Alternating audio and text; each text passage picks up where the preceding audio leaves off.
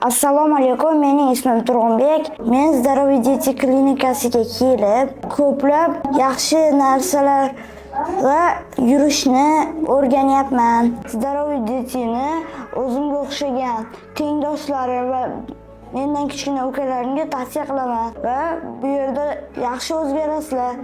Kelib davolanib ketinglar, foydasi yaxshi. Yurishni o'rganib ketsanglar, men ham xursand bo'laman. Hozirda men 4 ta to'plam kitobda she'rlarimni nashr etganman. Hozir ona haqidagi she'rni aytib beraman. Yaxshiyam borsiz. Onajonim mehribonim, mening pokizam. Dillarga dostondir sizning mehringiz.